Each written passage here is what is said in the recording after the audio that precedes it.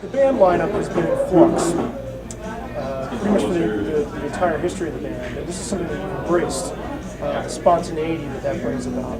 That became kind of a revolving door, and then sort of solidified a semi-stable lineup for the past couple of years, I would say. I was hoping you could talk about what that's done for you, as far as, like I said, spontaneity that brings about. The people I play with, they're largely, I've pulled from friends, people I've known for a long time. You know, the first like traditional lineup with like guitar, bass, drums, that all happened after the second record when that was a lot of the arrangements on the album. So I needed that sort of thing I needed that kind of group to replicate it live. And from there, it's just, you know, I've always been happy with whoever I've been playing with, and would love to keep playing with them. But for, you know, all manner of reasons, they've settled down, they've gotten married, they didn't want to tour anymore. You know, I've had to keep finding new people to play with. So that's fine. I love it. I'm really happy with my band now. I couldn't be happier. And but you just roll with it, you know. I mean, and I've even, you know, more people come and play on my albums than can play with me live. So, you know, it's always a matter of rearranging things to fit, you know, each tour, each lineup. And now I understand that rehearsing for the band, since everyone lives in different places, isn't a very high pressure. You don't put too much pressure on rehearsing, and like I was saying, embrace a lot of the just sort of the flow of having new people in and out. The arrangements for people who've heard the studio recordings should expect, at least in certain cases, radical departures in terms of arrangements from what's on the record, correct? Yeah, but I mean, to me, you know, like the first album, which is mostly like acoustic guitars and strings, yeah, there's no strings. But I haven't played with strings since like 2006, so for me it's, yeah, I mean, those songs have been mutating and changing over time. I would love to rehearse more. I would love to have live in the same town as the rest of my band and practice every week. But in lieu of that, I have people who I think are really good musicians who are able to rehearse on their own, or they even get together when I'm not there. That's a really tight-knit band I have, so like, you know, it allows for those kinds of things to happen. But, you know, the first couple shows are always a little like loose, and then by the third or fourth one, we've found some, you know, rhythm. And I wanted to talk about the latest album titled Tight-Knit. In contrast to the looseness of the live show, the overall sound of the recordings is actually, there's a lot of attention to detail. It's something that you described once as simple things that are made up of more complicated things. I was hoping you could talk about that, about the layering and the subtlety of the arrangements on the record. Well, I think a lot of the way songs wind up is a matter of, it seems that every time I've done a record, I've recorded the initial basic tracks and maybe some overdubs and whatever at one moment, and then for some reason or another had to take a break and step away from the record for 1 to 2 to 3 months. Sometimes it's because I have to go tour, sometimes the engineer was in a band and had to tour, all kinds of things, but it's happened with every record. And so I think when we come back to mix, I've kind of lessened my hold on some of the tracks, and what seemed really important at the tracking, I'm now hearing other parts, other things seem more important or less important, or and sometimes, and I love when records have a degree of filigree and things that are a little subtle and understated.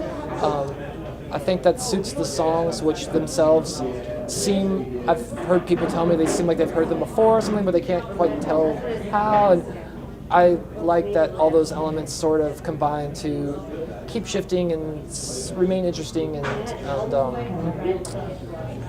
you know, pull people in for underwhelming reasons or something like that. So, but I think a lot of that flexibility of instrumentation and what you described, I think has happened because I just sort of step away from things and reprioritize or something like that. And it's allowed you, you've described this before, as it's allowed you a little bit of distance to kind of sit on things, and not make rush decisions, and be more, I guess, considered about when it comes to the mixing process. But then there's also a sense of deliberateness, which doesn't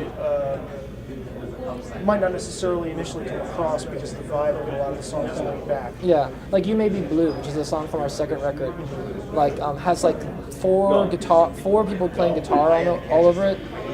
We overtrack guitars. There's too much going on in that song. There's multiple drum tracks, there's keyboards, there's probably more instrumentation. Definitely at that point on that record and up to that point, the most tracking that had gone on to any song. And then when we came time to mix it, we had that moment of stepping away, and then we came time to mix it. It just sounded to us like a little bit of a mess. And so what we did was we dropped everything down on the board. It started with the kick, and then just brought up what was essential when it was essential. And instead of feeling like this mass that just had all these ideas running amok, instead you have things that seem to trade off with one another, and lines that we carefully charted sort of how it moved, and that was not how the rough mixes were when I had left them, But I sat and listened to them for 2 months and was like, things were fighting a little bit. The parts were fighting a little bit, tripping over each other. As far as the live show, how much do the songs evolve over the course of a set of dates? Like now being out with this particular band, how much can if somebody saw you at the start of a set of dates and then saw you at the end, how much would they see certain songs grow and change? Probably a lot, because there's songs that we're going to play tonight that we haven't played before. So they're all we're a little like, we only rehearsed yesterday, and we only rehearsed those songs a half dozen times, So so we'll try them tonight. I'm sure by the end of the tour they'll be a lot stronger, And you've talked a lot about how friendship is an essential component of the band's interworkings. You've said that most of the people you've played with are not disagreeable. That's how you put it. And I was hoping you could talk about that as well. Well, the oldest member of the group that I've been playing with is Otto Hauser, and who's from Rochester. And Otto's cousin, Sarah, plays keyboards, and her boyfriend, Dan, plays guitar.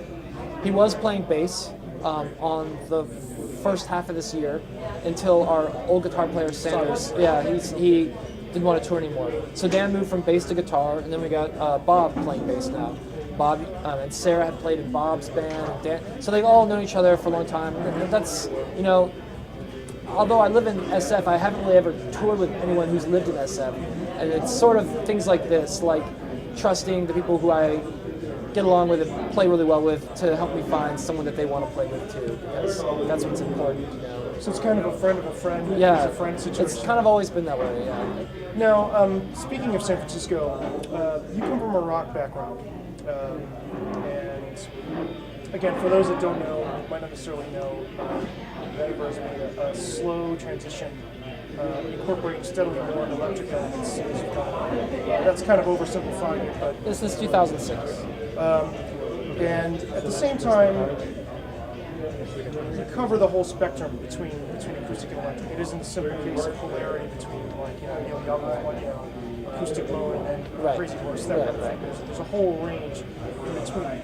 But before that, you were in the band Tussle in San Francisco, and then also the Raymond Break in Greenboro, North Carolina. What was it that prompted your shift over to a more folk/acoustic oriented approach to songwriting? Well, I was doing Vetiver the same time I was doing Tussle. Okay. So in my mind, like I had Tussle to explore moments of like improvising and electric playing and playing an instrument that I didn't really know how to play, which was bass.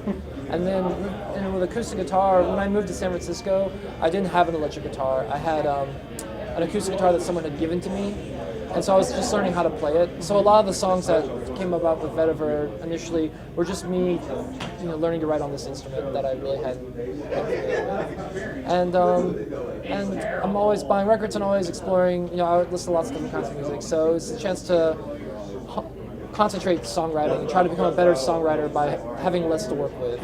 And that initial album is spare in that sense. It's just some strings and 2 acoustic guitars, and that's pretty much all there is, And gradually, once I figured that I had accomplished that or felt comfortable doing that, I gradually in building back up, and in some ways going back to things I did when I was in college and played in Raymond Break or something. Not quite. Yeah. And now, for those that might not know, the band name. Yeah. Just explain what the inspiration was for that. Oh, vetiver. It's the name of a grass that grows in like Haiti and India and warmer climates, and it's used in medicine and has so many uses. But perfume, it's like the base scent of most perfumes. It's a really heady smell, grassy and tranquil, I guess. It's used to calm people down, sort of thing. It's just a smell I like a lot, and I like that it puts us near the Velvet Underground in the record stores. It's a nice thing. And what are your plans to record? Well, I'm going back. I'm meeting up with Tom again next month to just start throwing some ideas around. I don't have a lot of songs ready for the next record, so we're touring with the Clientele and doing some more shows in February, March, and then after that I'll probably start to get serious about figuring out what the next record's going to be like. But we toured a lot last year, and I kind of got out of the habit of writing, so I have to kind of find that rhythm again and the discipline of finishing songs. I have a lot of half-written songs. So. And that's always been somewhat of an issue. I know we talked about that earlier this year. How difficult is it for you? It sounds like it's difficult to write on the road. I don't even try. I'm busy tour managing, playing, driving, wearing a lot of hats. So at the end of the day, after hanging out with friends, well after the show's over, it's late. I'm not going to try to write a song at that time. And the next day I'm driving and stuff. So. And how difficult is it for you to adjust back into when you're back home? Yeah, it takes a while. To get back into It mostly takes setting time aside. It's like writing. If you're going to write a book or anything like that, you have to set aside a few hours every day. You should do it I think you should do it like every day, because you'll chip away and accomplish things. But if you don't put that time aside, I don't know how you do it. I mean, not all songs come in just bursts of inspiration. Right, when you're like on the bus or something. Some do, and that's awesome. And some take a lot of, for me anyway, they take a lot of tweaking.